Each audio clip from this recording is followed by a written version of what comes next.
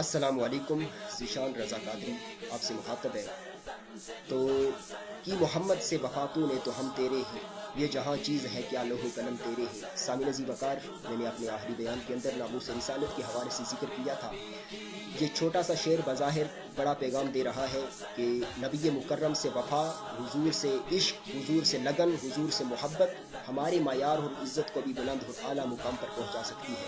बस शर्त यह है कि वफ़ाए मुहम्मदी हमारे अंदर मौजूद होनी चाहिए। तो कितनी वफ़ा हमारे अंदर है ये हमें भी पता है और हमारी सोसाइटी को भी पता है कि हम कितने इस्लाम के साथ अटैच हैं और कितने इस्लामी नज़रियात और इस्लामी आइडियालॉजी को अपनाते हैं। तो मैं आज स्पेशली मुमलकत खुदादाद पाकिस्तान के सरबराहान से मुखातब हूँ कि ए सरबराहान मुमलकत खुदादाद पाकिस्तान, आप रियासत मदीना के नाम को इस्तेमाल करते हैं और आप ला इलाहा इल्लल्लाह के नाम पर मुमलकत खुदादाद पाकिस्तान को एक मानवी तौर पर शो करते हैं कि इस नाम पे लिया गया मुल्क है।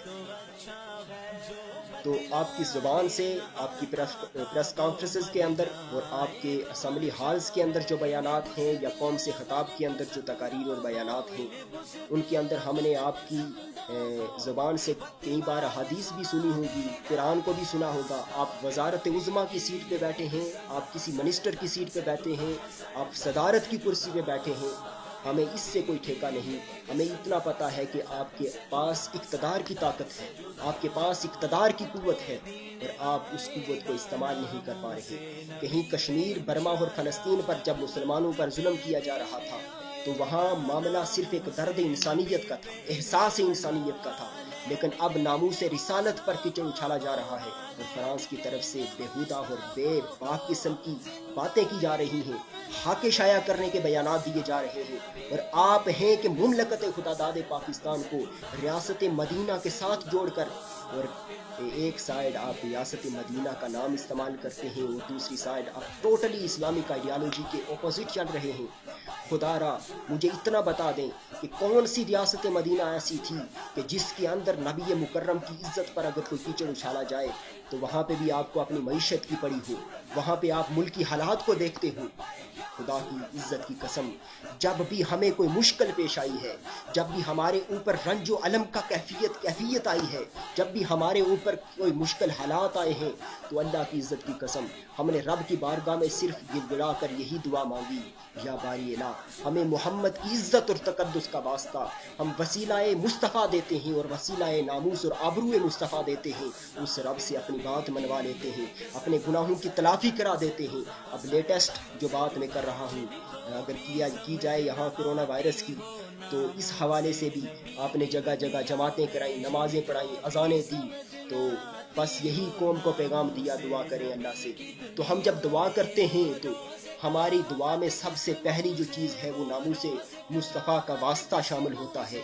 हम वास्ताए मुस्तफ़ा देते हैं, वास्ताए मोहम्मदी देते हैं, वास्ताए हुजूर सरवर कायनात देते हैं, हुजूर की इज़्ज़त का वास्ता देते हैं।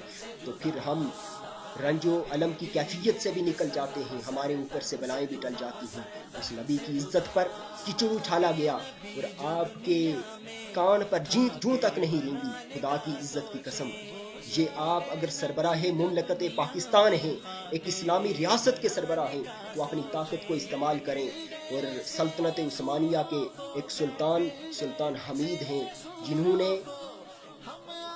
जब फ्रांसीसी कुत्तों की तरफ से नबी मुकर्रम के खिलाफ हाके शाया करने की बयानबाजी हुई थी, तो उन्होंने बड़ा वाज़े पैगाम दिया था कि अगर आपने इस पे इम्प्लीमेंट किया, अगर अमली जामा इसको पहना दिया, जो आप बकवासात कर रहे हैं कि हम आपके नबी की शान के अपोजिट कोई ऐसे हाके बनाने जा रहे हैं, तो अगर आपने इसको अमली जामा पहनाया तो वहाँ से मुसलमानों के सरबराह ने बड़ा बबांगे दुहल ये ऐलान किया था कि पूरी आलम इस्लाम की फौज और तमाम ऐसे जो हैं फोर्सेस वो आपके खिलाफ इस तरह इस्तेमाल होंगी कि आपकी आने वाली नस्लें भी याद रखेंगी।